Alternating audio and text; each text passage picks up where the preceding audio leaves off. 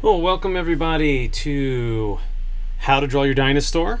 I'm Dr. Michael Habib, Mike or Firelord, as I'm sometimes known by on Discord, and I'm going to talk a little bit about some of the primary issues of reconstructing Mesozoic reptiles. Really, we're talking most about dinosaurs, but pterosaurs is going to make an appearance because I like to work on pterosaurs quite a bit, and I'd be remiss if I didn't include some of my favorite animals, even though they're not technically dinosaurs, and some of the tips and tricks that I recommend for reconstructing these animals, and then using that for fantasy reconstruction as well. If you want to find me on social media, these are the two best places to do so: ArrowEvo at Twitter, Habibinator on Instagram. I post field photos and things like that, which is kind of fun, and hopefully some folks here would find it entertaining. I'm going to start with some primary recommendations from a scientist, from my point of view as a scientist, things that I would recommend keeping in mind.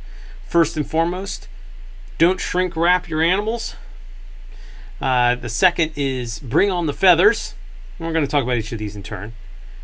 The third one is reaching adulthood was hard for these things. So, imperfections are beautiful. Scars, wounds, the things that show that there's been battle through time. Make sure we consider range of motion. And then finally, remember these are real animals with real stories. And sometimes those real stories are pretty epic in and of themselves. In the mode of not shrink wrapping, probably the four dinosaurs that get shrink wrapped the most often are sauropods, like Alamosaurus here. This poor guy, and this is by Scott Hartman, the wonderful skeletal he did in 2013. If you're looking for good skeletal dinosaurs, by the way, Scott Hartman's skeletal-drawing.com is probably the best out there. He's superb. Good friend too, good guy. There's a tendency in general to just kind of, it's like goes bone to skin. And we have to remember there's a lot of soft tissue, even on reptiles that don't have facial muscles and things. There's still going to be a fair bit of muscle and other soft tissues around. You need in the neck, you need at least enough room for a trachea, for an airway, for an esophagus, for food. And there's going to be big ligaments and big muscles on a neck like that. So the necks in particular on these long neck dinosaurs, what we call sauropods, often get essentially shrink wrapped.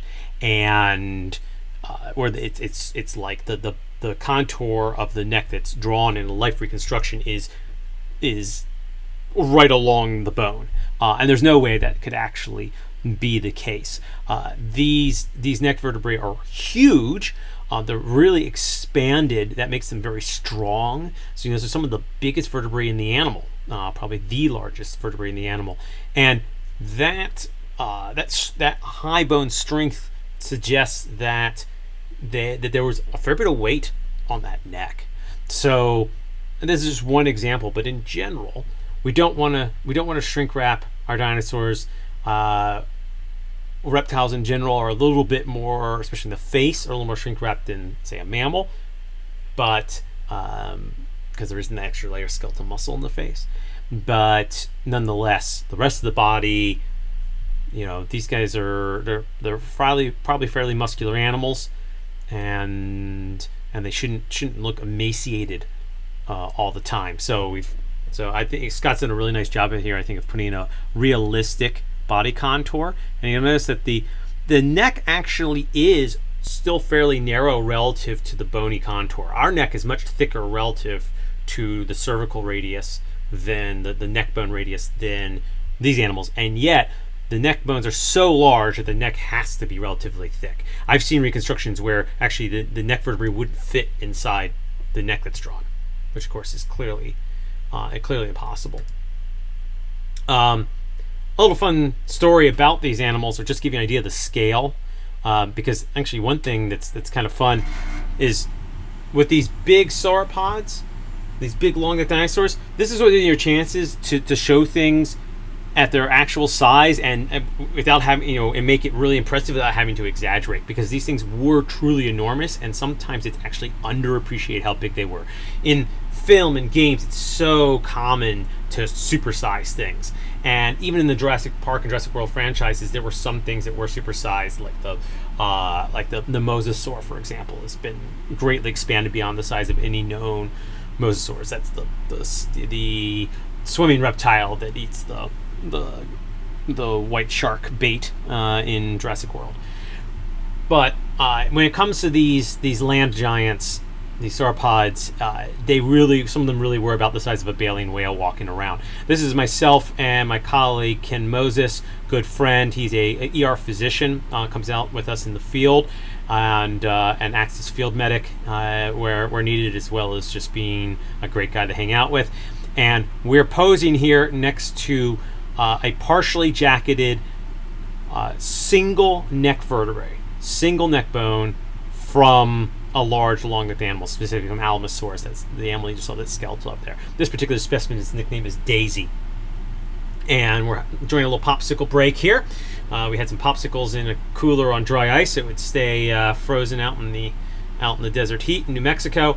And just the front end of a giant cervical vertebrae. Here's another one that's fully jacketed, or almost fully jacketed, half jacket actually, plaster jacket on it.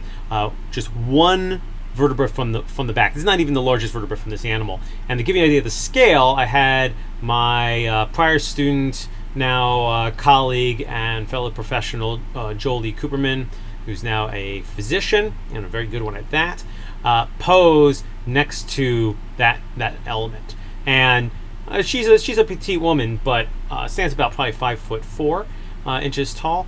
And so this is a single element from the back. These are massive animals.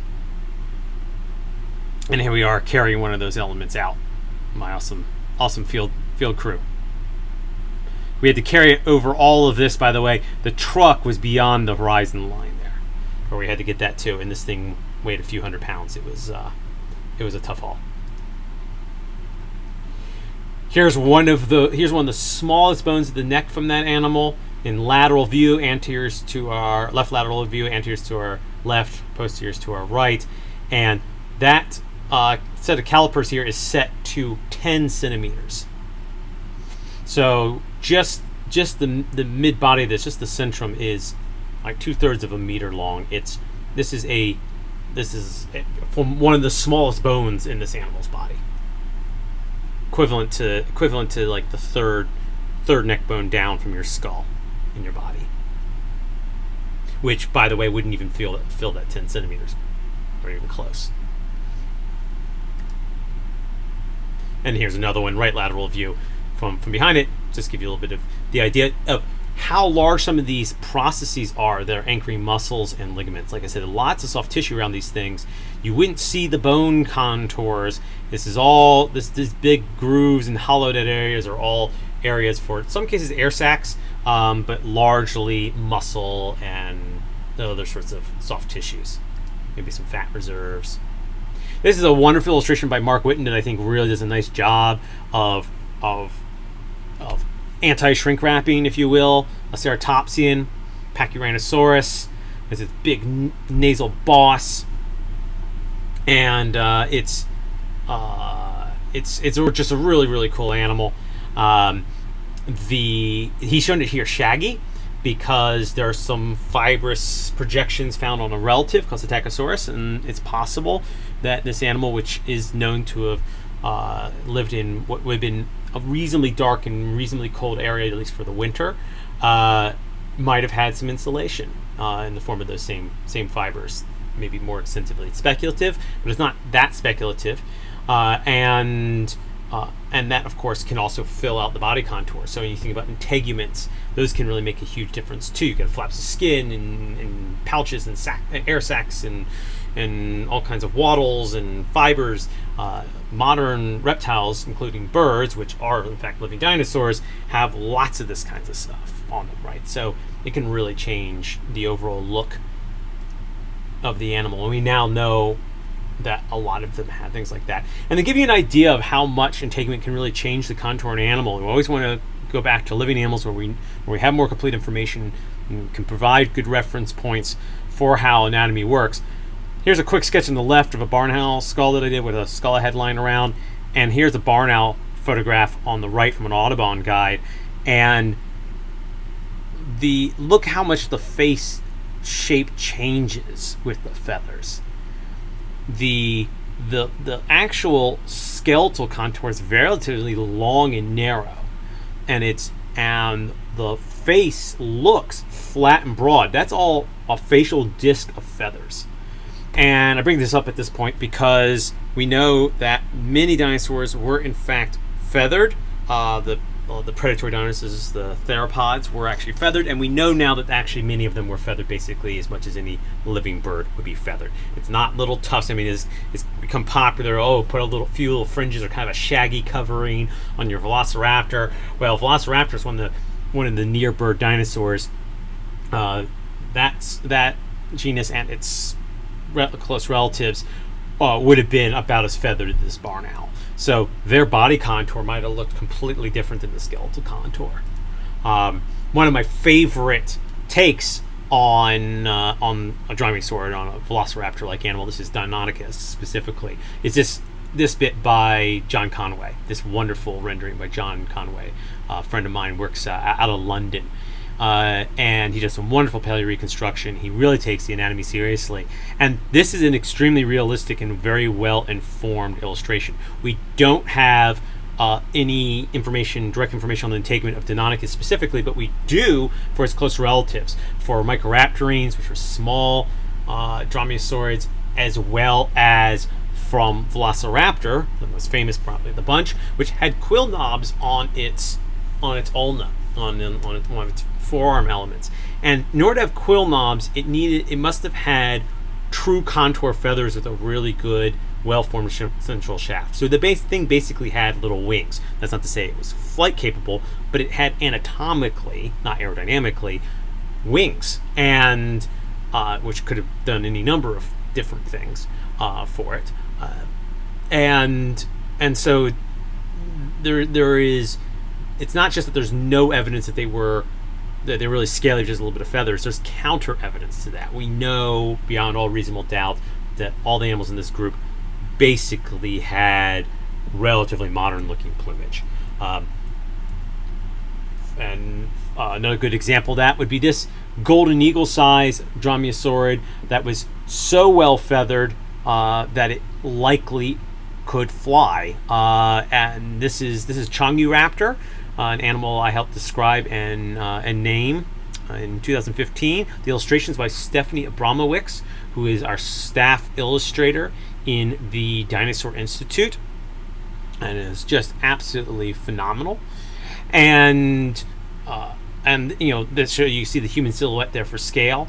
And this is this is actually known from direct evidence. We actually have the feathers preserved in the slab with the fossil, and so again, this is going to be a highly feathered animal, and this time we don't have to infer from relatives. We've got it in the animal, and just fantastic. And yes, they have extended feathers on the hind limbs as well as a nice tail fan, and it's done here in dark colors because there's good evidence now that Microraptor itself, which is the somewhat smaller close relative of this animal that gives its name to the group, was black and iridescent, so we've done this dark as well, but we don't actually know the color information from this animal yet, and you could do all kinds of interesting fun things with it.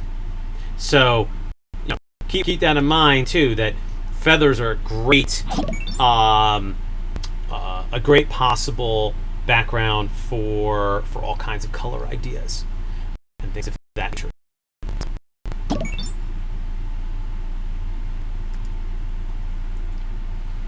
And I should mention actually on that front too, speaking of feather color before I move on, just because things had dark pigments in their feathers doesn't mean they weren't brightly colored. So every blue feather, for example, you've ever picked up or seen in your life has not a single drop of blue pigment in it.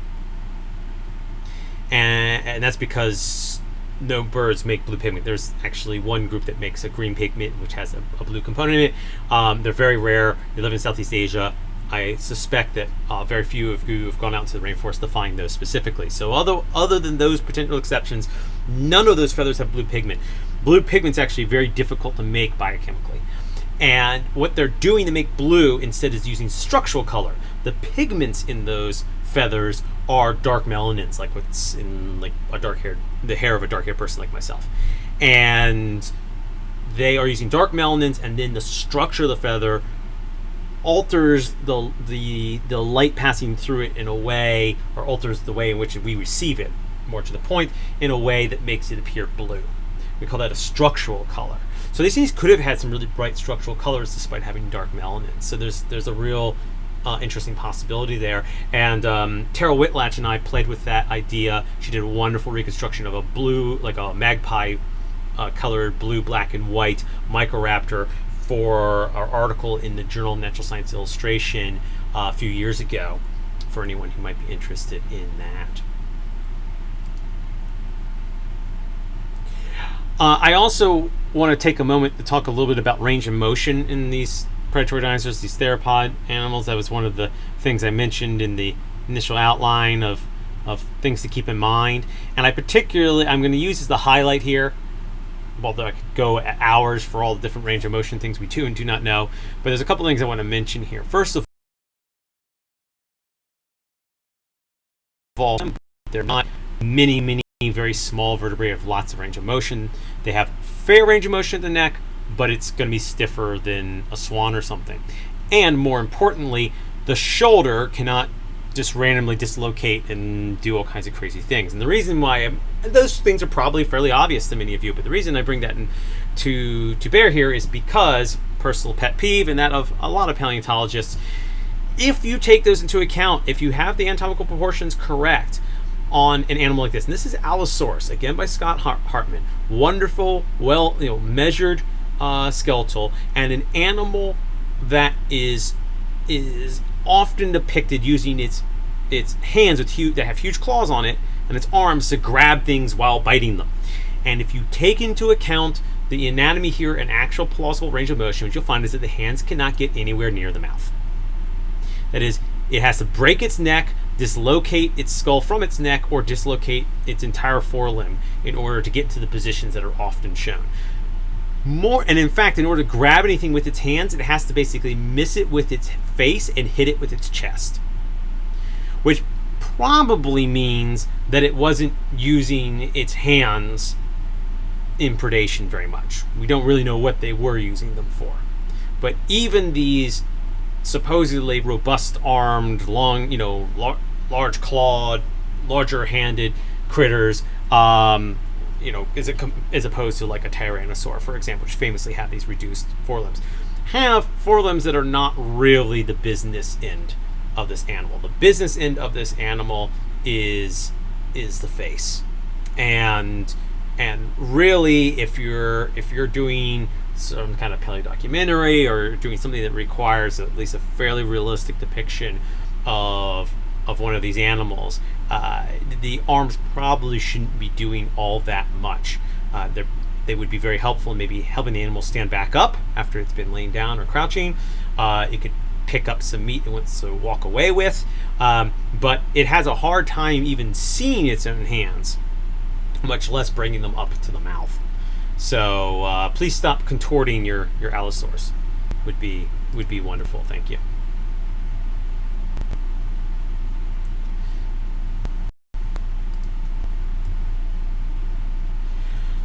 I am going to talk a little bit here about proportions and the latest on pterosaurs, because they're favorites of mine, and I know they're not dinosaurs, but when there are dinosaur documentaries or dinosaur-inspired fantasy creatures, often art directors and producers have pterosaurs in mind. They think of them as dinosaurs, closely related as far as we can tell. But it's not about the taxonomy here. It's about understanding the anatomy of these past animals, and colloquially they basically end up being included. And so for this presentation, I think that they're worthy of inclusion as well. This is a wonderful sketch of Zhengzhonopterus by Mark Witten, another one of my close colleagues and good friends, and a great paleo artist as well as a PhD scientist like myself. And one thing I want to draw your attention to here is just the ridiculous proportions of these animals that are so rarely correct in games and film and television.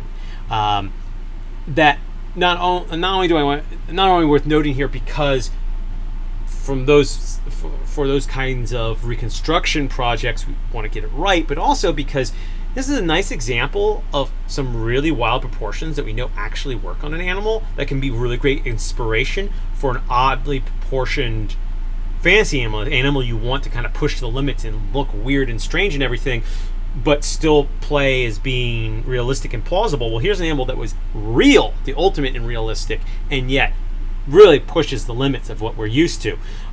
So skull up here, notice the incredibly long neck. It's multiple times the body length. And then the skull's another multiple times the body length. And this is typical for pterosaurs. In fact, every pterosaur specimen I've looked at, and I've looked at like hundreds of them, the largest vertebrae in their skeleton are their neck. The cervicals, the bones of the neck, are the largest bones in the spine. Everything else is smaller. These things are giant flying heads and necks, or not so giant in this case, only about a 9-foot wingspan, about 3-meter wingspan. Big by modern standards, not big by pterosaur standards, but still oddly proportioned. And note as well that, yeah, you've got a lot of long, thin bones, but there's big flanges for muscle attachments coming off of these things, and we know it's a flying animal, or we can strongly infer it's a flying animal. And so we would expect this thing to be pretty jacked. And furthermore, just like with the sauropods we looked at earlier, keep in mind there's a bunch of muscle around this neck. I see so much terrible shrink wrapping of pterosaur necks, especially these guys, the what are called Agdarchids, the dragon pterosaurs. There's likely a gular pouch down here, so a throat pouch that would kind of extend in. There's going to be muscles going from the back of the skull. There's not going to be a ledge here in life. They're going to go from the back of the skull down to the back to this notarium, this fused area of vertebrae. And so the dorsal contour of the neck is going to draw a line like so, and then there's got to be an airway, a big one, taking a lot of air to be a flying animal and run that metabolism, an esophagus for swallowing food, and the ventral muscles down here. These necks get shrink wrapped, I think, in part because there aren't the normal big spinous processes on them, which are the projections you can feel the tips of on the back of your neck. For those who haven't studied anatomical terminology, they're the big ridges that come off the back of the bones of the spine. But they've reduced those, but then they've expanded these muscle attachment joint surfaces here, these big prongs on the sides. They're called zygopophyses, if anyone really likes wordplay. And so the muscles are running along those. So they probably had a reasonably muscular neck. They've just changed which ones are important. It's relatively stiff, not super flexible, no swan necks in these things at all. More of a giraffe-necked animal. And just a small body with a big chest and a relatively thick, crazy big neck, and slender but relatively long hind limbs. Don't be afraid to look at specimens, look at measured drawings like this from the literature. It's from an open access paper, so you could grab it. Anyone could grab it with a web browser, and make sure that the skeleton fits inside of what you've reconstructed. Here's a wonderful reconstruction by Marvel artist David Krentz of Quetzalcoatlus. A very similar animal to the last one we saw, using a similar skeletal reconstruction and making sure that it follows all those rules that I described. Notice how muscular it is. It's really jacked in the chest and back. The neck fits the vertebrae and all the soft tissues around it. So you get this crazy big head and neck, but that's how these things were actually shaped. Brian Eng recently did some wonderful work and actually ultimately did a sculpture of this animal of Kawiyara, which is just fantastic. And again, note it's got big cervicals, so he gave it a bulldog neck, which is super cool. That's exactly what it should have.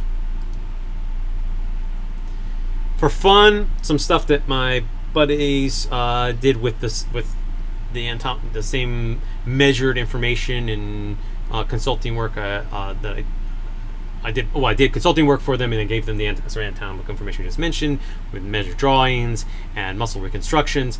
This is from Blue Rhino Studio, and these are a couple of life-size Quetzalcoatlus northropy sculptures. You can see a couple of adult male humans on the cherry picker there for scale. And yeah, these things really were enormous. But again, deep chests, big head and neck, super wild animals. Here's Jim Burt, one of the primary sculptors and owners at Blue Rhino, working below. He's going to finish painting this bit. He's done the face, but you can again see the sense of scale there. This animal is just ridiculous. And we want to think about motion and their life stories and what these things are actually doing in life. Remember, they're real animals. They have to do real things. They're not just always on the wing. They got to walk around. They got to land. They got to take off. And this is a wonderful launching sequence. Our group of Quetzalcoatlus individuals launching as put together by Chase Stone. Some of you are probably familiar with Chase's work for like Wizards of the Coast, for example. I don't know if he's attending LBX this year. I hope he is. I know he did the first year it ran. He and I managed to grab coffee and hang out and catch up, which was fantastic. We had worked together on this project for Scientific American. This was one of the feature illustrations in that magazine for an article that I wrote for Scientific American. He illustrated along with Julia Molnar and Terrell Whitlatch. And this has got to be one of my all-time favorite pterosaur reconstructions. At any point of any animal, it's just wonderful. He took such care in the anatomy and really thought about the physics that we talked about in terms of the mechanics of takeoff. He shows them and basically shows the whole sequence by showing multiple individuals rather than it making a schematic. So it becomes a snapshot scene of these animals in life being living creatures, but he's also telling a kinematic story because this one's crouching about to take off. This one's in the vault with the feet already came off and the hands are now pushing. This one's in the ballistic phase right after push off, and then these have opened their wings, and then this one's starting to flap. So he's done a sequence from left to right. He's actually telling a sequence of motion from left to right, but he's doing it with multiple individuals rather than doing like a schematic or kind of infographic. It's like an infographic, but in a snapshot painting format, which I thought was an incredibly clever way of doing this. And his technical skills are out of this world. These things look like they're well lit sculptures. Speaking of launch, just for fun, this is a work in progress from John Conway. So please don't share it around. But this is going to be in a water launch paper that I have coming up, and this is Anangara, again by John Conway, showing one of the skips as it does a foot and hand propelled quadrupedal water skipping takeoff, which is kind of fun. So as we learn more about the mechanics of these animals and the performance of these animals, the plausible motions and what they would look like doing high performance activities start to fall into place. And a lot of what we've discovered in the last 5 to 8 years about dinosaurs and pterosaurs is really relates to this issue of all the amazing things that they were capable of doing and really being able to attach some plausible behaviors to them, which gives them a lot more depth, and for storytelling purposes is really fantastic. And again, the real animals, so just like any other real animals, they would not only be feeding on things, but they'd also be fed on by things. And this is an illustration by Mark Whitten from the paper that he, myself, and David Hone published in Peer J a couple of years ago, or I guess a few years ago now. And this is based on a fossil that we have in the Natural History Museum of Los Angeles County, where I am based. of a pteranodon, famous large marine pterosaur, that it was preserved and we have on display in the museum with a Cretoxyrhina shark tooth embedded in one of its neck bones, one of its cervical vertebrae. Now, there's a few different ways that could have happened. It could have died, sunk to the bottom, and been scavenged. It could have been floating on the surface and torn apart there after death, or been very sick. But we decided to illustrate kind of the most exciting prospect, which is that this pteranodon may have been on the surface after a plunge dive. Maybe it's a slightly sick animal that's a little bit sluggish, who knows, or it's just unaware, and this shark is able to hit it quickly from below, ambush it, and the momentum of the impact carries it through the surface and it breaches, much in the way that a modern great white does. Cretoxyrhina was not particularly closely related to white sharks as sharks go, close in the sense that it was also a derived shark, but it had very similar proportions and fairly similar teeth from a functional standpoint. So it's thought to have had a similar swimming performance profile, similar ecology to a white shark. So we've got a subadult or young adult Cretoxyrhina here doing something that white sharks do today. So it's a plausible behavior. The fossil speaks to it. We've done some storytelling beyond the realm of what we know, but we're still within the realm of what's plausible. We've actually let the fossils help us tell this very exciting, plausible story. So it's in a way it's a fantasy story, right? Because it's merely plausible story, not necessarily a story that we know to be true.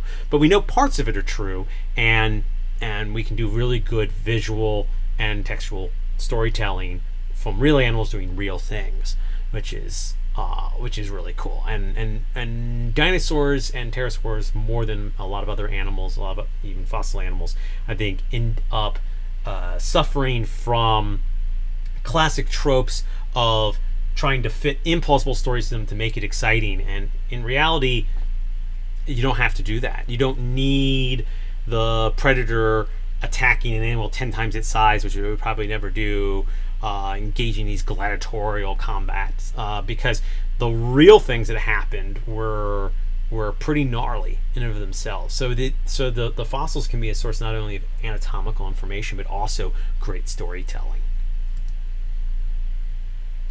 And then, of course, you can take these and you can stretch them even further into the realm of true fantasy. This is an animal that Terrell and I affectionately call the killer dactyl. So this is a wonderful illustration by Terrell Whitlatch. This is going to be in our book Flying Monsters, that's coming out very soon, actually, a little later this year. At this point, I know I've been saying that for a while. Some of you know, we got delayed by some COVID-related issues, as a lot of things have been, but we finally have everything together now. And this is a pterosaur that never really lived. We've taken aspects of things like Rhamphorhynchus, a small long-toothed pterosaur, and merged it in both size and shape with the big edged archids like Quetzalcoatlus, and we get this weird, very plausible, very anatomically realistic, because it's all derived from real animals, but just kind of extra gnarly creature. And that is what I have in terms of show and tell. And my plan, for the most part, what I'd like to do for a little while, is just maybe answer some Q&A. I see there's some folks pitching in the chat. We got a handful here that they're hanging out. So if you guys have any questions or whatever, I am recording this, and people will be able to watch this later. So it would be great to get some questions, because I'm sure other people will have the same burning questions.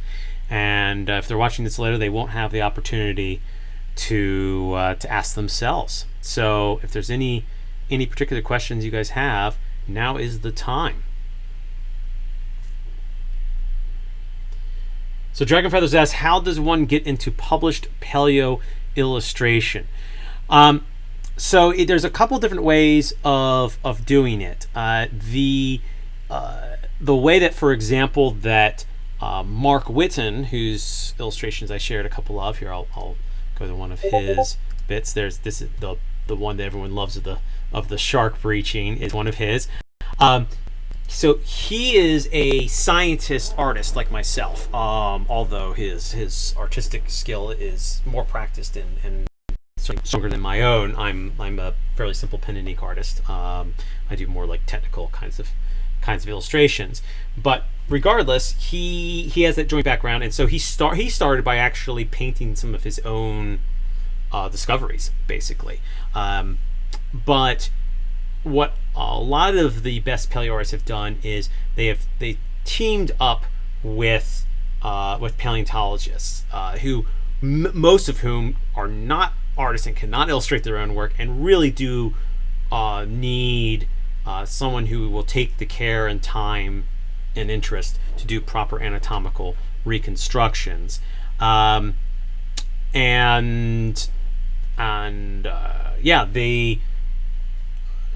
I guess the thing to do is probably to reach out to maybe your local museum, for example, and the nearest natural history museum, and find out what projects they have, and see if they if they're interested in hiring an artist on to do some work. They usually don't have particularly deep pockets, so it's probably not going to be particularly high pay, but it's a good way at least of starting out. Once you're established there, obviously your rates could increase. So find someone you work well with, partner with them, and like I partnered up with John Conway and Mark Witten on a lot of different projects, and of course now I largely partner with Terrell. But like Chase and I ended up on this project through not because we already knew each other, but on the Scientific American project. That just occurred because Scientific American editors knew us both, but we got on great, and I was really pleased with his work, and he found me easy to work with, and so now we're already talking about doing more work together. So that can be one good project can really pave the way. Next question is, can you recommend any books to learn dinosaur anatomy and where to start? Oh boy, there are a lot of excellent books, but there are not a lot of them really go into super depth on the anatomy per se, in terms of like really learning dinosaur anatomy. But there are a few. I'm gonna give me a moment to think about what I'm actually going to kind of look at my shelf here. In terms and think about what would be good. Well, actually, so I'll plug Terrell for a moment. This is not a shameless plug because this is not one I worked on her with, but her Principles of Creature Design and Animals Real and Imagined books both have some dinosaur and dinosaur-inspired creatures in them, and she does some underlying anatomy in them. So those would be good options. I could recommend. I would also recommend looking at any books you can find, any good books, and there's one that's called like The Featherless Bird that shows all of the underlying like musculature, skeletal muscular anatomy of birds without the feathers on it. But any kind of good anatomy book or source on birds, which of course there's a lot more of because they're living, will be great because they are living dinosaurs, and so even though they're kind of weird extreme dinosaurs in certain ways, a lot of the same rules are going to be there. The same muscle groups and everything are going to exist. The hip and everything is still fairly conserved in terms of the range of motion and the structure there. So a lot of that actually still holds true. And then you can look at the anatomy of like crocodilians to get an idea of sort of the more the less derived, if you will, anatomy on them. If you're interested in the anatomy, structure, and just kind of general ecology of big long neck dinosaurs, sauropods specifically, that I was talking about at the beginning, the book on sauropods by Matt Weddell, Wedel, is probably the best one out there, and he really does talk a lot about the anatomy and, like, getting, putting proper necks on these long-necked animals and posture and things like that, which is highly recommended for that reason. I'll think a little bit more about it as we go along, and if other ones pop to my mind, I will mention them. And if anyone else has any that they recommend, please go ahead and pitch on in. That would be a great thing to do. By the way, if you're not squeamish, another thing you can do that's very good for learning anatomy. I got really good at it, basically teaching it and doing dissections and such as a academic, and you can get a whole chicken from a market, for example, and just take it apart. You want a space that's easy to clean up, and maybe maybe not right the same surface you eat off of, because you're going to be working with raw meat there, basically. But you can just do your own at-home dissection. See exactly how the feathers are attached, see how the muscle groups are laid out, understand how the fascia surrounds them and how things slide over each other, what the ranges of motion of the joints are. So nothing like getting a dead chicken and just playing with that. And thank you, Dragon Feathers, for linking Scott Hartman's skeletal drawings. I had mentioned that earlier in the stream, and I should have provided the link myself. Thank you so much for taking care of that. I really appreciate that. That is an excellent source, and also speaks to the question about dinosaur classification and anatomy, as he covers that very, very nicely from a skeletal perspective on that site. And it's all free, because Scott's awesome like that. Does paleo illustration come under editorial illustrations? The next question. It kind of varies where it would be. What category it would be in, and I guess in some cases it could. It varies a little bit in terms of where it finds a home, to be honest. So, I mean, there are great paleo artists who really fall, honestly, in kind of a fine art realm. There are those that are great paleo illustrators, but mostly make their bread and butter, like Chase, for example, whose image we have up here. Chase Stone makes most of his bread and butter doing fantasy creature design and rendering for games and film and such. He's a staple for Magic the Gathering with Wizards of the Coast, which is obviously a big name gig these days. But he loves doing the paleo illustration, and doing paleo illustration informs his fantasy work as part of what makes him such a good, dragon builder, basically. And other things. He did a really cool demon with pterosaur style wings at one point. That I think ended up not actually getting included in the set they had originally planned it on, and he said that maybe it'll be included in a later set. So I'm kind of looking forward to seeing if that hits print. But so he's deriving information from it, and a lot of artists that do a lot of paleo illustration make a lot of their living doing other connected fields of endeavor. It can be under editorial illustration as well, particularly if it's a lot of illustration for publications, for technical publications and things of that nature. So it can fit itself into various places.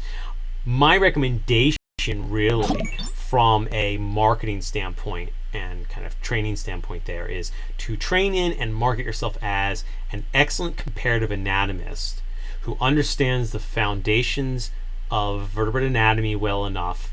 We're really talking about vertebrates here primarily.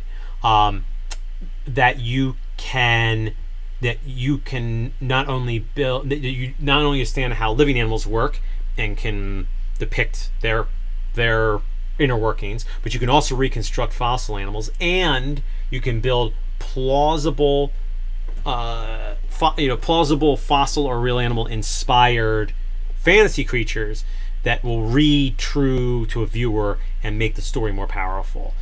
And to that end, actually understand the anatomy, understanding how joints work and how the muscles would tend to lie out, and having an idea of what would be underneath that external appearance is really incredibly useful and also highly marketable because it makes the rigging process so much smoother. Terrell has told me this story about how she basically, I mean, many of you may know that, probably already know, but if you don't, so she, among other very high profile projects, she's a legend. She was handpicked by George Lucas to lead the creature design series for Star Wars Phantom Menace. Huge project. And one of the primary reasons he chose her is because she has a strong zoology background and can build a skeleton and underlying musculature for any of her creatures, and often does, even unsolicited. And this means that she can give you a joint architecture and a range of motion at that joint for every joint in the animal. And that means that when you go to rig it for animating purposes, it's you often get it properly rigged and rendered and running very quickly. And the rendering time on the trial and error portion of the rigging process is time consuming and therefore money consuming. So that was a big deal to the effects folks at ILM, and that's something that will really make a big difference. So I would recommend taking that kind of approach. Thanks for doing this. What's something you'd be looking for in a creature design portfolio? So I would be looking for a first of all, I would want to see a range of studies from multiple views, both internal and external anatomy of living animals. The same applied to some fossil animals, fossil reconstruction.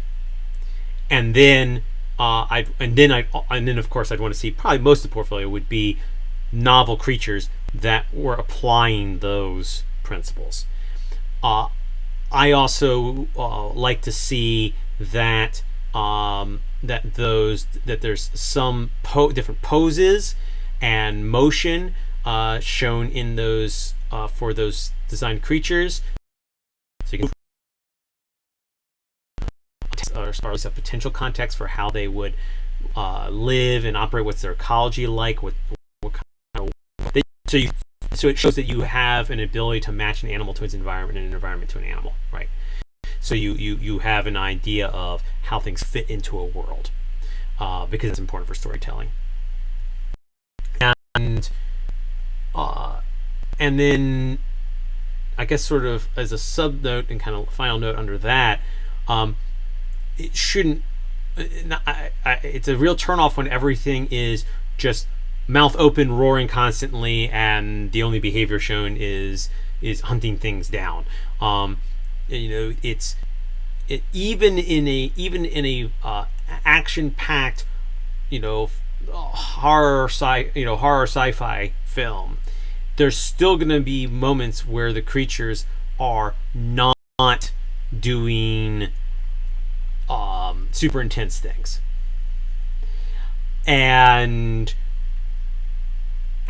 you should be able to show. I mean, you may want to show some of those intense motions, but you should also just show things like, as of a flying animal just taking off, or it's going to be a big predator resting after a big meal. If you think about the amount of time that, for example, Smaug the Golden was on screen for the Hobbit trilogy, an awful lot of that time was him slinking around and talking, or sleeping or resting in his treasure hoard. And then, of course, it all goes wild. But the animal needs to play out of the gate. So that's something that I would look for, and a lot of people would look for. It's something Terrell does a lot of. For those who are just joining some new comments coming in. Thank you for the positive comments on the image. I just want to reiterate that that image is not by myself. That is by my friend and collaborator Chase Stone, who is a highly regarded fantasy artist and paleo artist and creature designer, and did this piece for an article that I wrote for Scientific American. So I was the author and he was the illustrator in this for this particular piece. Highly recommend looking up his stuff. He might actually have something in Artist Alley. If he doesn't, I know he's got a site. You can find his things, order his stuff. It's great. Get it signed. It's super cool. And let's see. We'll continue with the questions. Oh, thank you, folks, for sharing a couple other resources. Manual of Ornithology, Annual Avian Structure and Function by Proctor and Lynch is great. I've used that actually as one of the texts. I taught a class in ornithology years ago, and I signed Proctor and Lynch. It's a great manual for learning to illustrate birds, which of course gives you insights into dinosaurs more broadly. So that's highly recommended. Let's see. Can you share anything in particular that you've learned in your times collaborating with Terrell, artistically or otherwise? I guess actually I kind of hit that. So it's a great question. So I'll reiterate a couple of the ones that I think are most important. I think the putting creatures in a sense of place is something that she's really excellent at and focused on, and I've learned how important that is. The idea of building an animal from the inside out and the outside in sort of simultaneously, and having not just a look but also an internal anatomy that works, and realizing that this animal's ultimately going to have to be animated and move and has to be able to move in a realistic way. Super important. And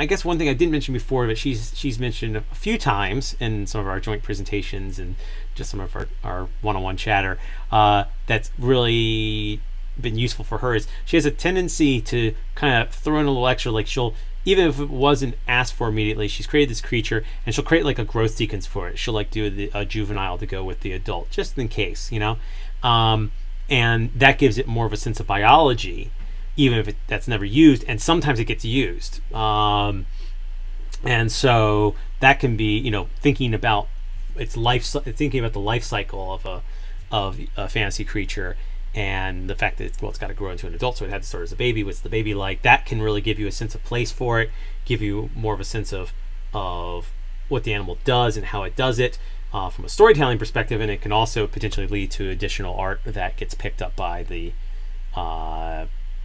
entity that's commissioned you for the work.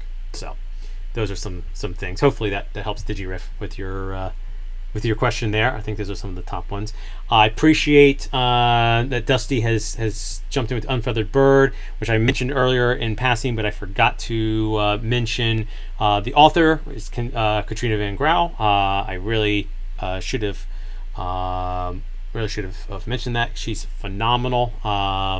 Incredible artist, incredible anatomist, fellow member of the Guild of Natural Science Illustrators, and that was an oversight on my part that you guys caught and took care of. Thank you, Dusty, for making sure that we got her name in there so people can find her book, because it's fantastic.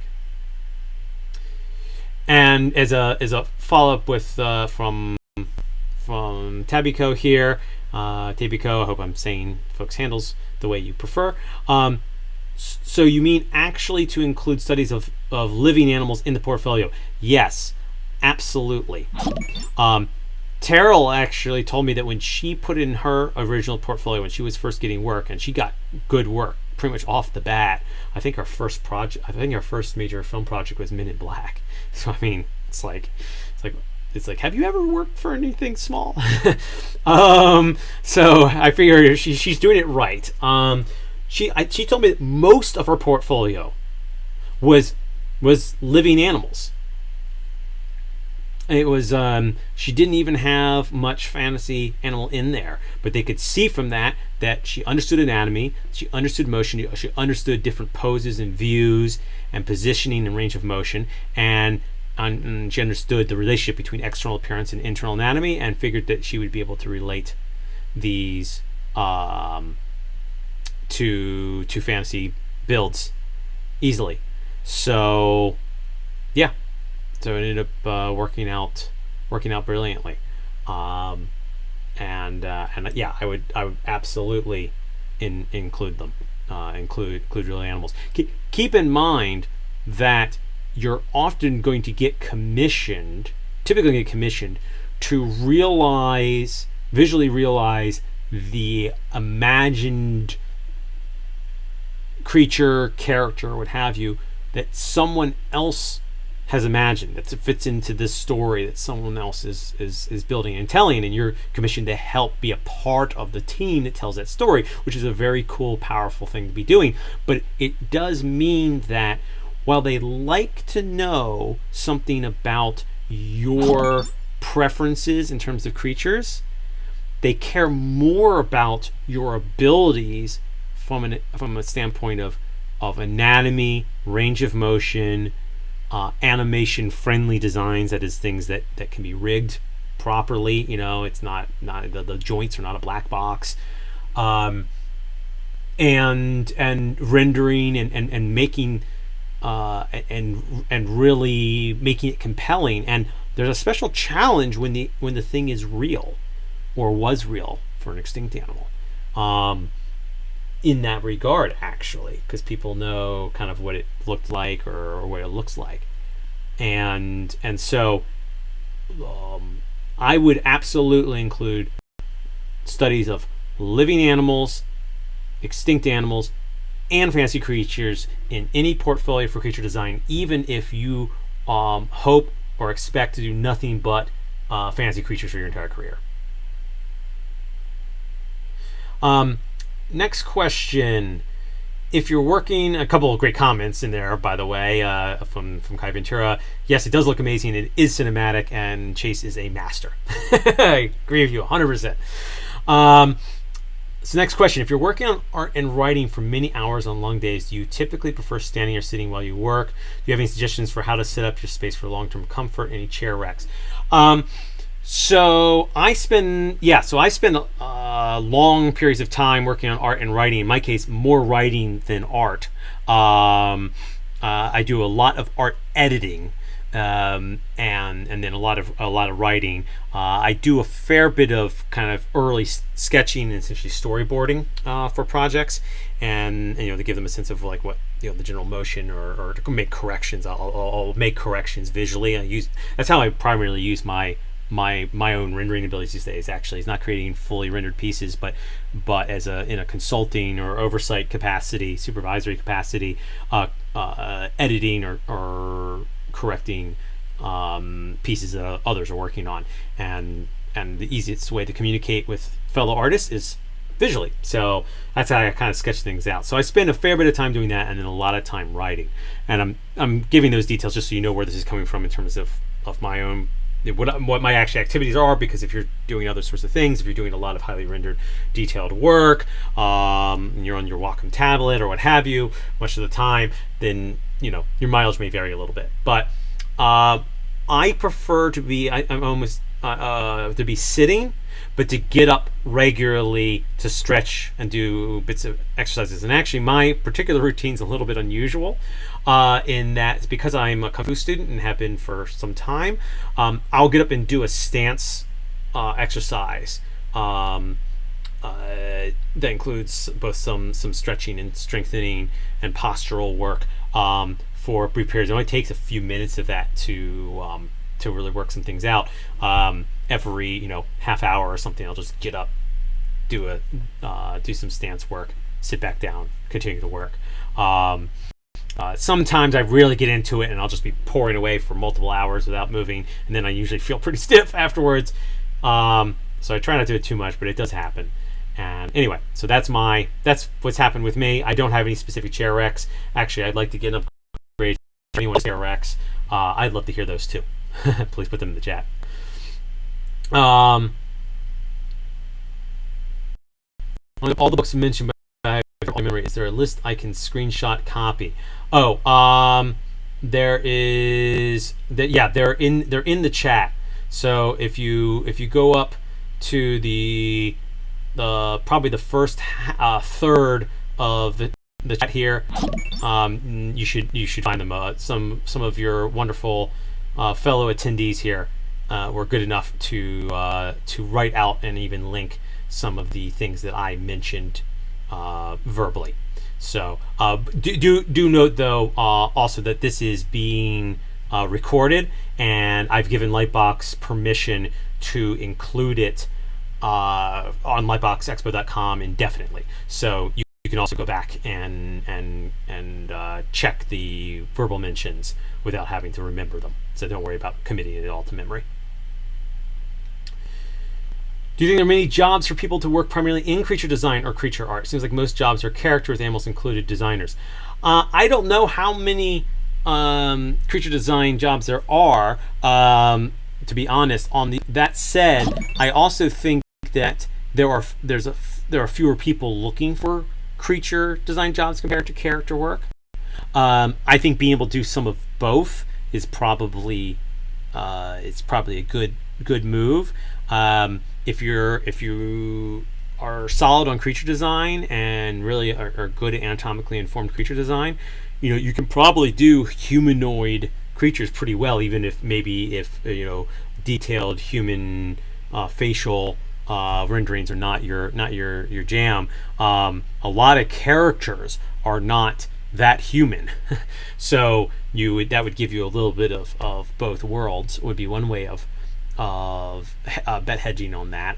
Terrell, for example, does character design as well, even though she's really self-describes as a creature designer and is thought of as a creature designer. She designed Sebulba, for example, and Jar Jar Binks for Phantom Menace, both of whom are speaking characters, and would be considered to be characters rather than creatures, but they're non-humanoid, so in a way they're also creatures. She was applying the same principles. And please don't blame her for Jar Jar's voice. That was not her call, and just the visual. Anyway, so yeah, that's just that's just just one couple of examples. But my impression is that there's a fair bit out there, really. Especially if you're good at the fundamentals, because you can apply those fundamentals to a lot of different things. So you can do some character design if you're really good at these vertebrate anatomy fundamentals. You can if you understand the motion and positioning aspects really well, you could probably do storyboarding with some practice. That's what happened with David Krentz, for example, who's an old friend of mine as well. He's really originally a physical sculptor and did wonderful paleo art. He still does fantastic sculptures of tyrannosaurs and things, some of his favorites, and he does fantastic work. He just did a new bronze tyrannosaur, I think it's about Albertosaurus piece, and it's just incredible. Then he was sculpting digitally, so he got very good in ZBrush, and would do a lot of 3D sculpts, and actually it's all 2D image screen captures of his 3D Quetzalcoatlus model earlier in this presentation. I can go back up to that actually. So here's his bit there, and so Dave really did some great work with that sculpt, and then and he was the art director on one of the projects that I worked on, and I did actually a little storyboarding for him on the project Dinosaur Revolution years ago. And then he ended up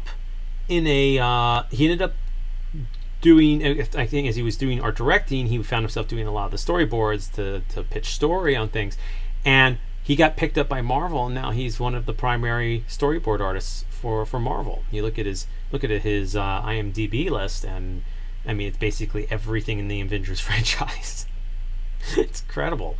So obviously he's hit quite a career doing storyboarding, but he always assumed he was going to be a kind of a full-time creature designer, doing, with training in paleo illustration and then applying it to fancy creatures. He did, John Carter of Mars, so those are his creature designs, and many of them, and that's, I think, what he kind of feared he was going to be doing for most of his career. And then this opportunity came up. So yeah, I would say that there's a lot of options out there, but also be willing, be flexible, and realize that you can apply these. It's about the fundamentals, and be able to apply those fundamentals in whatever direction opportunity happens to strike. Do you think it's possible to be scientifically accurate no matter the art style, or does it always have to be realistic? Oh, it absolutely is possible to be accurate, regardless of the art style. And in fact, I would think that, or I argue that if you're doing more stylized work, you almost have to know the anatomy better, because you're going to be stretching the anatomy a little bit. You're going to be, you're going to be making some things are going to be a little bit beyond what's real, but you have to know the foundations well enough in order to do that, in order to do that properly and have it read well. So, for example, maybe you're doing a stylized young female for the latest Disney princess movie. Okay, so we'll go to characters on here for a moment to make the point. They don't have super realistic proportions, right? But they read as a young, usually a relatively young woman or girl, right? And kind of older teenage years or whatever is kind of the classic age bracket, and you can read that even though they're really stylized, and that's because they've tweaked things in exactly the way they've played with anatomy in exactly the way that our brain will interpret the way that they want it to be interpreted. They haven't broken certain rules that have to stay in place. The motion and everything is still very realistic. They understand. I mean, they don't have ranges of motion that are ridiculous. They're not Gumby, right? So they are using all the same foundational bits, and then they can, from there they can be like, well, we read large eyes as kind of innocent and feminine, so they can tweak that out a little bit, right? And they can slenderize the ends of the limbs to make them youthful, or still applying those. So in a way, there's still have to be a lot of anatomical accuracy, and you have to know the rules before you can bend or break any of them. Which is essentially what happens in some of these more stylized art pieces or animation styles and such. So it's and you can, and the certain proportions and such can still be there. If you were going to do a Disney feature animation, story set in the Mesozoic with their classic sort of, say, the same kind of style as Frozen, for example, the pterosaurs should still have huge heads and necks. In fact, they might even make it more extreme than normal, so they really play as kind of almost a caricature of themselves. The Tyrannosaur still needs to have the right posture and range of motion, everything, or else it'll look like it's made of putty. So even if you're going to exaggerate certain aspects of it, even if maybe make it extra chunky and the arms even smaller, you're going to often going to exaggerate traits that are real. So it's kind of a long-winded answer, but I think it was a great question that deserved that, and I hope that really helped. I have any recommendations for approaching contacting museums and zoos for information on animal fossils, or even getting a closer look at specimens to draw from life? So your typical natural history museum for any given department will have one or more curators for each department, typically a single curator per department, and then one or more, usually one, sometimes two collections managers that run those collections. And Typically, the curator is the initial point of contact for gain permissions to access the collections and do research specimens there for whatever project you may have. But then the collections manager is typically going to be your primary point of contact after you've gotten whatever approvals that you want to get. Sometimes you can actually just go to the collections manager directly, especially if you don't get a reply from the curator. Sometimes they're swamped. But basically, yeah, you go to the website or directory or whatever is available for the staff at that museum. Find the department that has the specimens you'd be interested in. So say the paleontology department for if you want to do a dinosaur study, and find the contact information, professional contact information for the curator and collections manager for that section, and probably just email them both with email the curator, maybe copy the collections manager, and just say, I'm interested in working on, accessing the collections to take measurements of and do measured illustrations of specimens, particularly of X, Y, and Z types. If you give them some kind of idea of maybe some specific things you want to look at, that really helps, rather than just whatever you happen to have. Like, do some research and find out some of the things that they have in-house, and be like, oh yeah, I know that you guys have a lot of Triceratops stuff, and I really I'm working on a Triceratops study, and go from there. Make it clear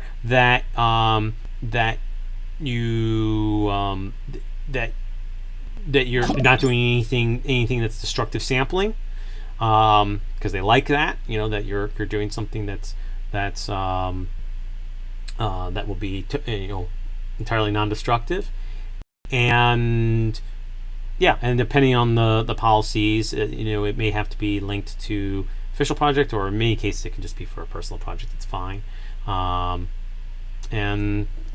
that's that's really basically the way to go for it. Now, the regulations will vary from country to country and city to city a little bit, particularly at the national level, in terms of kind of how much access is granted. In the U.S., for example, where most of the major museums are public institutions and they have a mission to serve the public, they're almost obligated to say yes, as long as your request is well defined and not too crazy. In other countries, it's a much more of an uphill battle because they don't have the same sorts of rules regarding public repositories, or they're not typically public museums. So it'll vary a little bit, but give that a shot, Frank. And then if you have any additional trouble, and this goes for everyone here, you're welcome to contact me. I'm easy to find on the LBX Discord. You can search under my Firelord or Michael Habib. I have my handle is a combination of the two, so people can find me easily. A lot of the people in the art community and the fieldwork community know me Firelord, so by popular demand, I kept that as part of my handle. But yeah, by all means, you can reach out to me, and I'll see if I can help you out if I have to. If you have a contact at one museum, by the way, and you're trying to get in another museum and you're having a hard time getting anything back, if you have the contact you already have established, give them a nudge. They'll typically respond promptly to a colleague from someone who's considered a colleague from another museum. Zoos, and as you mentioned, zoos as well. Zoos are a little trickier. Typically, zoos are under a lot of restrictions regarding letting people get up close and personal to the animals. So typically, your best option is just to browse the zoo as a normal visitor, and then sketch things from the exhibits. Sometimes their education departments, which will have what are sometimes referred to as like ambassador animals. These are animals that can actually be handled and taken up and close to children and things for programs. Sometimes there's a chance to get up close and personal with them, and get more detailed work there. But typically you have to reserve that and pay a fair bit for it, and so that tends to be the purview of major studios rather than individuals. Have I ever been to the Royal Tyrrell Museum in Alberta, and do you ever sketch studies at museums? I sketch study at museums all the time, and yes, I spend a lot of time at the Royal Tyrrell Museum in Alberta. I know them well. I have an ongoing relationship with them. I've done field work up there with them. I was doing it like every other year for a number of years. I haven't been up there in a little while, but I'm working with Caleb Brown on Boreala pelta. I've worked with Francois Darian, who's curator there, and David Hone on multiple projects. And we've actually published a few things together. I've spent a lot of time at the Royal Tyrrell. Actually, the museums I've spent the most time at are LA County Museum of Natural History, where I'm currently associate, Carnegie Museum of Natural History in Pittsburgh, where I actually still hold a non-resident associate position from when I was in residence in Pittsburgh, when I lived there for 3.5 years. The Smithsonian Institute's National Museum of Natural History in Washington, D.C., where I did most of my dissertation work, and the Royal Tyrrell Museum in Alberta, Canada. Those are the places I've spent the most time. I've spent plenty of time in other museums too, but those are the ones that are my homes away from home. Animal reference program recommendations. I'm not from Basil Bentley. I'm not entirely sure what that means. If they mean like a software package. I don't have a particular software package. I would say actually you can, people post so many fantastic photographs online. You can just find lots of views of lots of great animals with a little bit of online sleuthing. Find some of the good National Geographic photographers, for example, who have their own, say, Instagram feeds, and you'll find some great stuff there. If what you mean is like an educational program that provides some kind of animal references, some zoos do stuff like that, or will work with other art institutes to provide those. And Schoolism has classes that include some of that, I believe. So, and as to someone taking notes, I would love to connect with you if you are. I don't know if anyone's taking notes, but this is being recorded, so and will be up on lightboxexpo.com indefinitely, so you can get you can rewatch it at another time.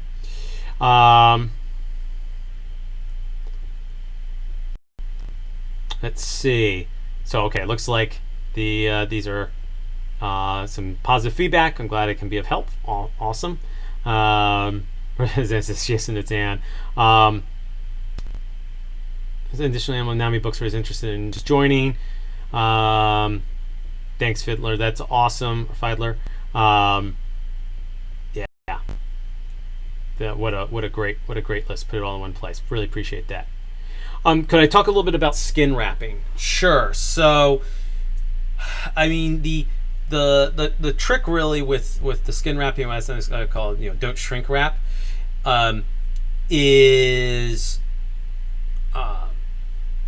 it really comes down to not the skin itself, but the underlying tissue. So if you can't.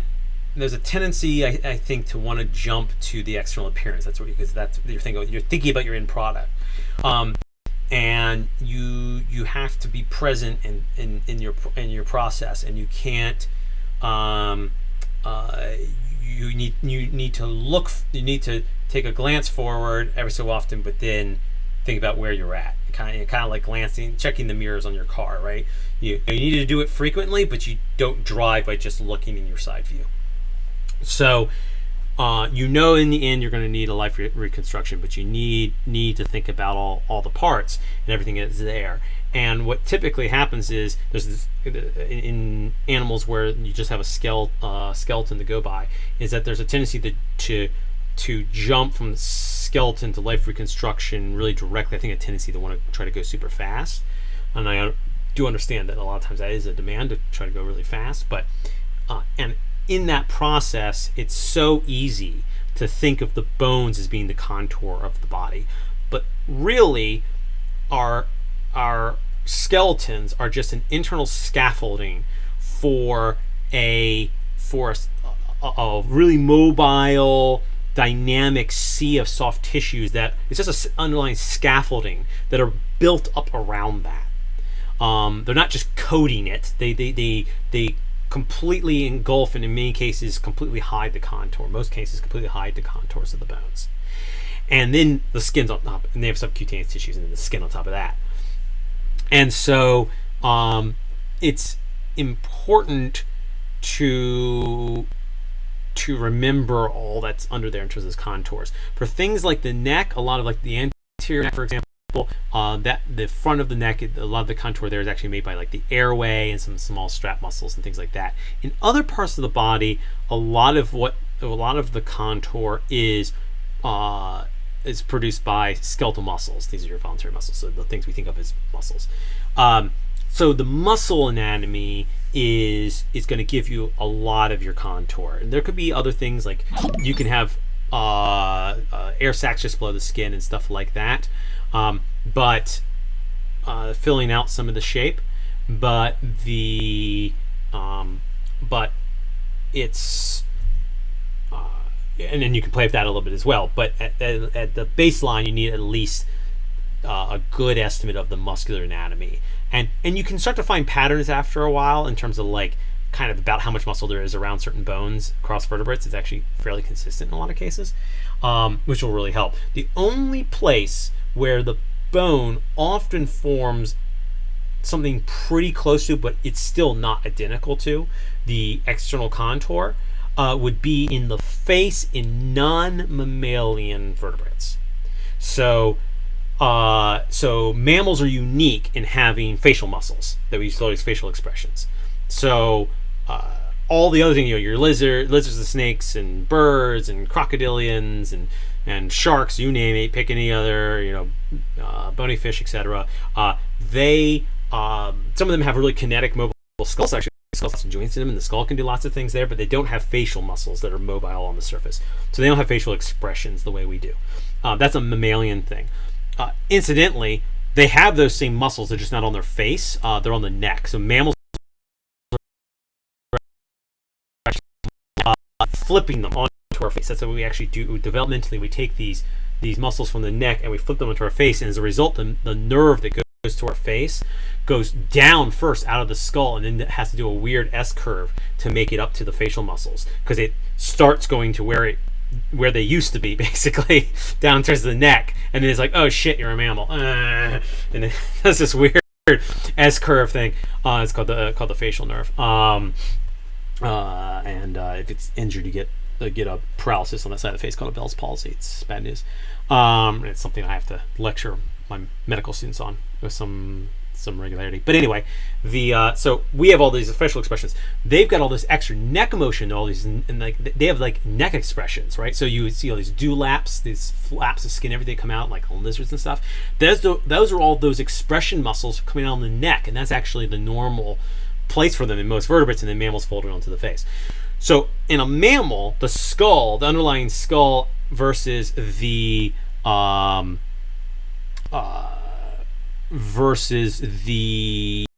overall look of the animal is like bear almost no resemblance, which is it's really bizarre.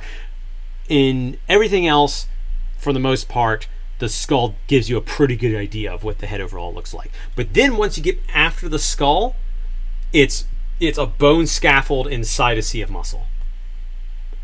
So and then the skin's wrapped over that. So they have these relatively thinly covered, comparatively thinly covered faces bolted onto it. Actually, a really muscular, complex postcranium, which is really kind of bizarre. Actually, on that note, real quick, can you guys see? Is my video coming up all right? Down there in the lower left. Can someone just confirm that you guys can see me at the moment as well, or can you only see the share? Because it's kind of coming up funny on my end, and I'm not actually sure if that's you cannot see it. Okay, you can't see me. Okay, not sure why. Okay, well, it's not that critical. Actually, I know I've got a way of fixing this. I was going to show you this skull I have next to me on my desk here is a good example, but rather than taking time to try to troubleshoot the this issue, I am going to, what I'm going to do is I'm just going to paste them into the share, because I've got a photo of it handy. So give me just a second. Bum, bum, bum, bum, bum, bum, bum. Where did I put that? Nope, nope, that's not it. 1 second. Come on. Ah, there it is. Very good. So I have an African porcupine skull sitting on my desk, because doesn't everybody? And this is what it looks like. If you imagine what an African porcupine looks like, right? Big rodent. It does not look anything like this. It's cute, kind of. Their face basically looks like a giant guinea pig. But this is what their skull looks like in lateral view. So you can imagine if you did a shrink wrapping job on this, the thing would look just horrifying, right? The invisible paleo artist, yes. So, in any case, oh, and by the way, this also means I would take classes just to hear you talk about muscle structure. How do I transfer for Texas A&M? Oh, that's very kind of you. But anyway, yeah, so this is just crazy. By the way, speaking of crazy faces, so you see this, so the eye is, the orbit is back here. This is where the eye is. There's a big hole in the front of the face here. That's the infraorbital fenestra. So for those who've taken anatomy classes, you're probably familiar with this. That is the hole that's in your skull, just below your orbit. It's very small enough. It's where nerves come through. If you touch it, you'll find it's fairly sensitive because there's a big sensory nerve coming through there. Well, in porcupines, there's a slip of muscle for jaw closing purposes that comes through that, because there wasn't enough room everywhere else that jaw muscles normally go to fit all their ridiculous jaw muscles, because they gnaw through like branches and things. Yeah, the subtitles didn't catch that one very well. You know, hey, whatever. It's good for a little bit of light humor. At least they didn't turn into anything vulgar. And I've had that happen before. They got questionable. I'm like, whoa, Microsoft, what have you done? Anyway, yeah, so they've got muscles slipping through an opening in their face that's normally a sensory nerve path. I mean, they just do stupid things. So anyway, so there's something. There's an awesome bit. There's a question. What are goals in my career? Boy, I've got so many things I want to discover. And continue to work on. I guess my goals are largely lots more discovery. I'm getting increasingly into writing books. I'm hoping that actually I'm going to be doing a series of those with Terrell, and I'm very excited about that. And yeah, I would like to. I guess I would ultimately like to be in a position where I'm doing more professional writing and more storytelling. I love doing the science, and I want to discover more things and continue to publish peer-reviewed papers there. But I'd like to start shifting more, and am shifting more into creative storytelling. So yeah, we'll see how that goes. So thank you for the kind comments, guys. I'll show you something else interesting, actually, because I ran into this while I was looking for the porcupine photo.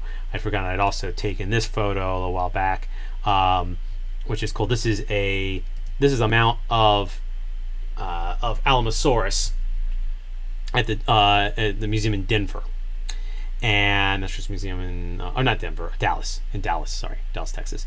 And beautiful displays. The hall, all the folks down there, by the way, are all fellow paleontologists. We were all there. This was taken at a reception prior to COVID, of course, for a big conference. And you can really see how huge. They actually have a near complete Alamosaurus neck. This is cast of that neck that they put on display because it'd be too heavy to put the fossils up on this cantilever. But and we're excavating a really nicely preserved one as well, similar size, New Mexico. But you can really see, look how huge those projections along the spinous processes are called along the vertebrae are. So there's huge ligaments and muscles along this. This is actually a relatively thick-necked animal. So you can imagine, and if you imagine, there's probably some soft tissue coming out from around these recessed nares here on the face. Even though they don't have extensive facial muscles like us, they can still have extensive other soft tissues on the face. And so this thing probably had a wider kind of puffier narrow area than it seems from the skeleton, and then it would have this pretty thick neck on it. And I'll tell you a funny story. By the way, that's the fossil neck down here on the floor. And I'm up on a mezzanine looking at this thing about eye level, right? Okay, so this is a huge animal. That is an adult Tyrannosaurus next to it. That is Rex. That's a Rex right next to it because they're both late Cretaceous. And I would get questions from people that were like, "Oh, wow! So how would this battle turn out?" Like, this is not a battle. I'm not even sure why they put the Rex there. I think we're seeing the last moments before the horrible murder of a Tyrannosaur is actually what's I think about to happen, because a battle between an adult Titanosaur sauropod and an adult Tyrannosaurus would not be a fight. It would be a murder. It would just there'd be bits of Tyrannosaur raining from the sky within a few, the next 30 seconds, and it'd just be ugly. I mean, it's the neck on this thing weighs as much as that Tyrannosaur, I mean, or more. It only has to connect one with part of its body. It's just done, which is pretty funny. Anyways, so I thought that was kind of fun. So that's a photo I took at the Dallas display. Yeah, that Titanosaur has the T-Rex's number. Yeah, it does. That Rex it's already within the smashing zone. They have the splash zone at SeaWorld or whatever. This is the splash zone for the blood that would exit that Tyrannosaur is all the way up to the mezzanine where I'm taking the photo. But anyway, are you okay with us Discord DMing any questions about things like this? Structure, musculature. Yeah, it's fine. You're welcome to contact me that way. I've got a lot of things coming from a lot of different directions, so my responses may be a little sluggish, but I'll do my best to get back to you as quickly as possible. And I probably can't answer all of your detailed questions, but I'll do my best to put you on the right track and be helpful. I certainly do want to help, and I do enjoy getting those questions and helping. It's a perfectly reasonable way to connect with me. It just comes with the caveat that I got a lot going on and a lot of people contacting me, so please be patient with me. And some folks are chatting about what is down there. Yeah, that's a Rex. And the long neck. The long neck is an Alamosaurus samonensis, which is a type of Titanosaur. So yeah, they're called Titans for a reason. The South American Titanosaurs include the largest land animals of all time. There's a few of them that are kind of in a dead heat. The biggest ever, Dreadnoughtus, whose name means fears nothing, which is awesome, is the most complete of them. Argentinosaurus and Patagotitan also can potentially hold claim to largest. It depends on exactly how you measure largest, and there's error bars on these things, so they're all basically the largest. There's just what is clear is that Titanosaurs got bigger than by weight than any other land vertebrates, and other sauropods,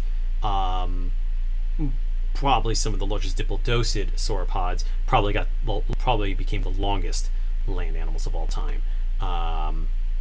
Although some of the Titanosaurs seem to be up there too. We don't have complete tails on many of them, so it's uncertain. But the Titanosaurs seem to be a little bit more chunky. And although some of them may have had a more narrow build, so we don't know if that's true for all of them. But the Titanosaurs tend to be kind of chunky, and therefore or heavyweights. And your earlier diplodocids were lanky things, some of which had just incredibly long necks and tails, making well over 100 feet. T-Rex getting smashed by a mama stomping down on it. Yeah, I don't remember which docuseries it was that gets stomped on. I definitely remember there's a young allosaur that gets tail whipped in the face in one of the we did that Dinosaur Revolution, I think.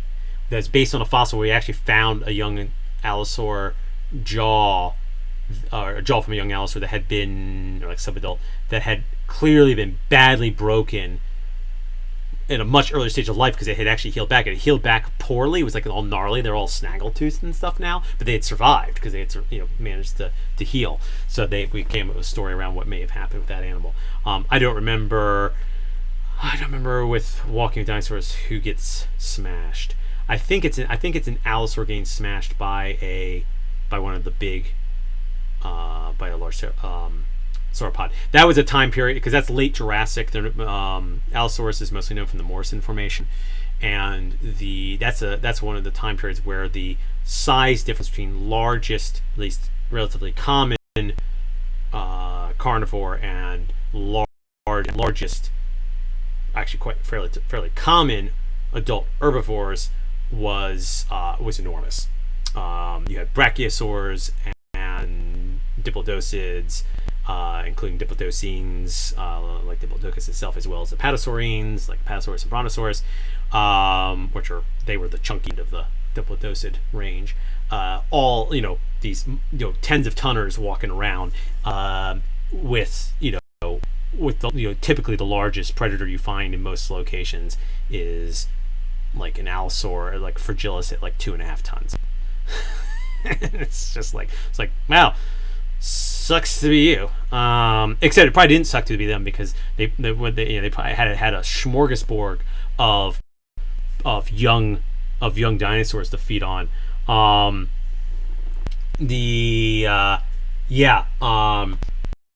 Which is another point I was talking. I had that brief bit about lived-in animals. About it's hard. Reaching adulthood was hard. Imperfections are beautiful. The way I kind of envision, particularly the late Jurassic and the late Cretaceous, where you have, or the two eras of kind of the super giants, where you have the larger sauropods. You get a pulse of supergiant sauropods in late Jurassic, and then a lot of those lineages peter out in the early Cretaceous, and then the titanosaurs take over and they get supergiant by the mid to late Cretaceous. And I kind of imagine those time periods imagine what it's like to be a titanosaur and it's reached adulthood, and it's like you fear nothing, right? And literally in the name, you fear nothing. Nothing can touch you. The only things you care about are food and mating, and nothing else matters. And you've got scars all over your body from all the times that something grabbed you and you managed to wiggle away because you're clearly the one that survived. And you've maybe been in some combats of others of your kind before, when you were a younger adult and still had to assert your dominance. And so you've got healed breaks and scars and all this stuff. But now you're just a walking fortress of impenetrability. And meanwhile, around your ankles, at a height that you don't even pay attention to anymore, is an ongoing massacre. Because for every adult sauropod that was walking around out there were probably 1,000 babies that didn't make it. And because they're hatching out of an egg that's like a small cantaloupe in size. So they're coming out as little meatballs that are basically just food on a stick. And they've just got to eat and grow super fast so they can get to a range where they're dangerous to attack, and then finally where they're impossible to attack. And until then, it's just hide and hope. And these theropods that are running around are not jokes. I mean, I was joking about how badly a tyrannosaur would get murdered attacking an 80-ton animal, but of course anything gets murdered attacking an 80-ton animal. Otherwise, I mean, if you're a 2-ton, that's still a big animal. If you're a rhino-sized, juvenile sauropod walking around, like in today's ecology, almost anywhere on Earth, you're pretty much untouchable. But there are plenty of theropods that will wreck you, even up to that size. You've got to circulate up to 5, 6, 7 tons before they really start starting to worry. And so it's just a bloodbath of juveniles, day and night, at ankle height, for for the adults that they're like blissfully ignorant of now. They probably distantly remember a time where they were terrified all the time, and but only distantly because they're not exactly big-brained animals, and yeah, and they've outlived that period, and now but there's a horror story going on from like a meter and a half down. It's just horror, and then you get a few meters from that, and it's just the life of an adult unstoppable dinosaur. It would have been a really weird juxtaposition. Yeah, one token thereabouts and one token thereabouts. Yeah, well, actually, it turns out we're finding increasingly that it was more than one token in most cases. So we're getting a lot of sauropod diversity, including a lot of titanosaur diversity from all over the world. From the supergiants in South America to the almost supergiants, similar sized in North America. Titanosaurs of all weird shapes and sizes coming out of the Iberian Peninsula, so coming out of Spain and Portugal. We've got dwarf titanosaurs living on islands in Transylvania in the late Cretaceous. Yes, I'm sorry, Dragon Feathers, I am potentially a little bit uncouth and violent. But at least I don't swear on air much. Maybe I should have been 18 plus PG-13 or something. Warning on this. Anyway, but yeah, so that's another thing to kind of consider as well, is that the ecology of these things were weird in that they were starting as tiny little things, and then there's a very scary story to be told there from the perspective of young individuals. Even in the modern world, most predation is actually on juveniles. Most predators prefer the young of a large animal over the adult of a small one, or at least they have a higher success rate in catching them. Lions, for example, would feed more on things like juvenile zebra than they do on adult mid-sized antelope. And juveniles make mistakes. They're more likely to do something stupid and get caught.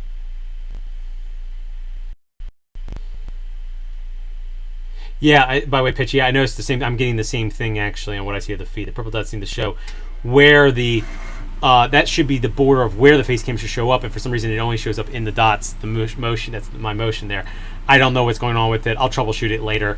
My smiling face is not critical to today's chat, so we won't worry about it. I'll have it fixed for the next round.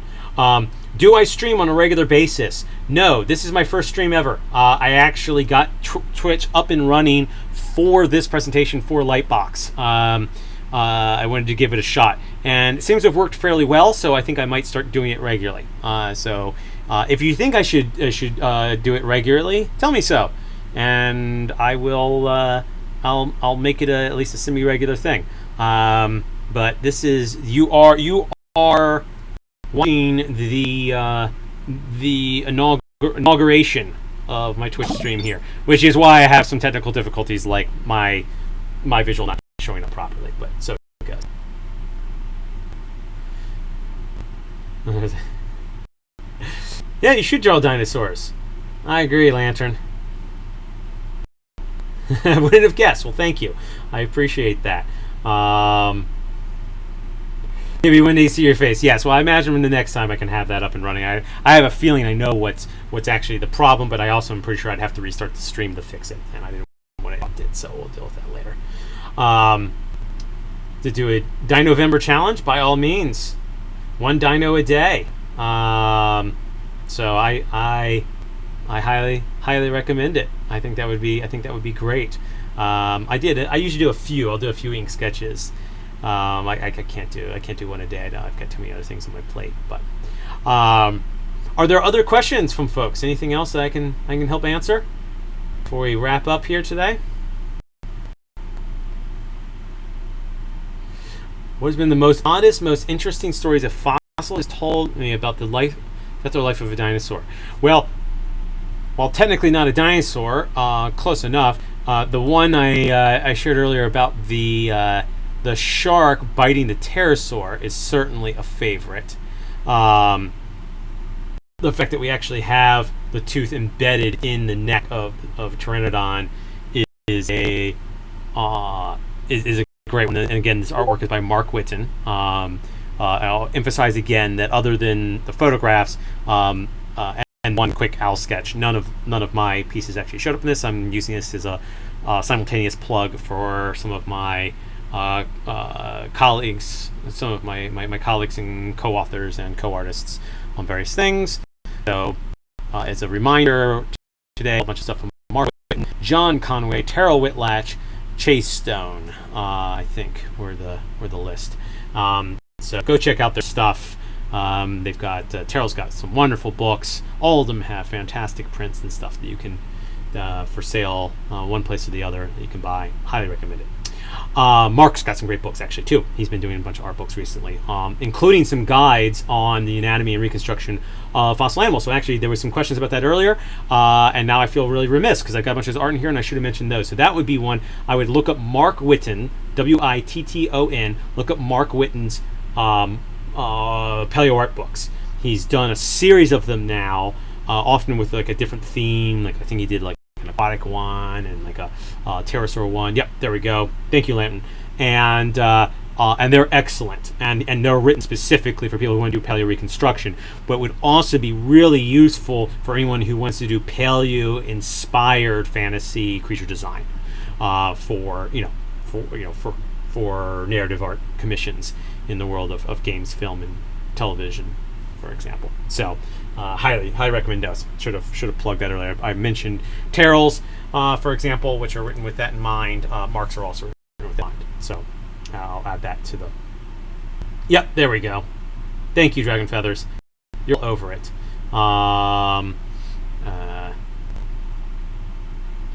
Terrell, I will write it in here. Oh, yeah, pitch art's got it.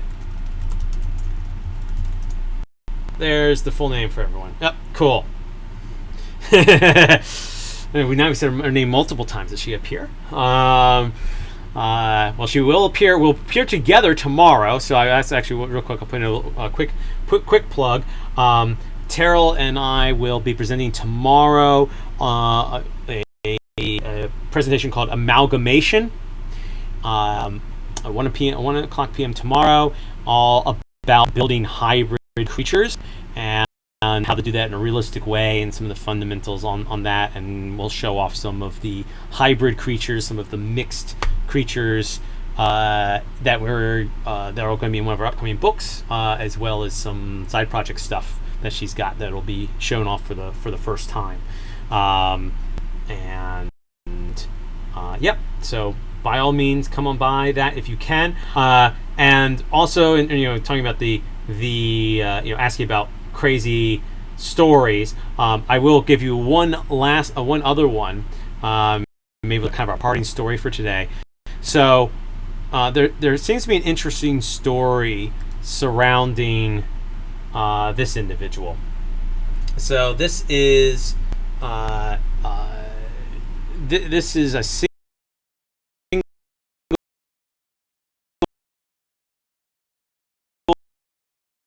single neck vertebra from and fairly near the head, mind you. So huge, from a huge animal, from an Allosaurus sewenensis specimen.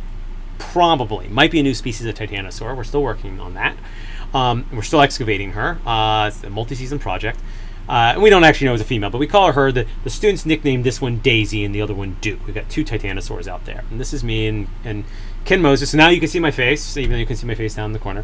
There I am with Ken Moses, ER physician, well-known ER physician from Southern California, posing with one element from Daisy.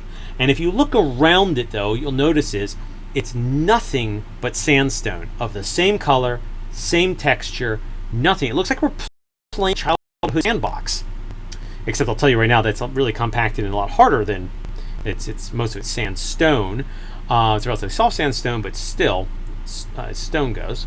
So it's hard labor excavating, but it is the key here is it's what you're seeing is just a mass of what used to be sand with a giant animal suspended in it and nothing else. we've quarried through a few of these neck elements and articulation now, and as you can see, widely around it, and we're still going to the hill, and we have yet to find a single other fossil of any kind. Not a tooth, not a little even piece of indeterminate fragment from anything else. It's just Daisy and nothing else, which means the burial scenario must have been something incredible. And I'm still working on it. I'm talking to some of my buddies who know more about these sorts of geologic processes than I do. I have geology background, of course, as a paleontologist, but I'm mostly trained as a biologist. So I lean on collaborators for certain things, and just like they lean on me for understanding the mechanics and performance and anatomy aspects. And so they're still working on it with me, but they so far figure, and as best I can figure as well, that there must have been a flood or other kind of deluge event of massive proportions that just dumped a tremendous amount of sediment very quickly, washed away almost everything, but couldn't move this particular corpse because it's so huge. It's like a whale fall on land, basically, and just inundated it with this fine-grained silt, just multiple meters of it in a very short period of time. So it's we don't know what the hell it was, but I mean, she just seems to have gotten pounded by like the mother of all flash floods. It looks like Tatooine. Maybe it's a rain core. Yeah, definitely out there. And I was hoping we could find some Jawas that might let us load her in the sand crawler to get her back, but suckers drive a hard bargain, so couldn't manage it. But in any case, so there's something where it's kind of a mystery that's still ongoing, but it's kind of a cool story about something that must have been really catastrophic. And with that, I think we'll end it here. Thank you all for attending and the excellent questions and the chats. Again, if anyone wants to talk some more about creature design, come and join Terrell Whitlatch and I tomorrow at 1 o'clock for amalgamation. And as Tinosaurus has already noted, there is an activity prompt for folks that want to, and we'll highlight some of the pieces for those who want to try to work along with us. We're actually going to do a little bit of a demo in Magma Studio as well on building your own Cthulhu creature. So you can check out the activity prompt on that and the materials that are available for that. Give it a shot, building your own Cthulhu. And there are instructions on how you can get those to us if you want us our comments or feedback, or us to highlight your work during the presentation tomorrow. So awesome.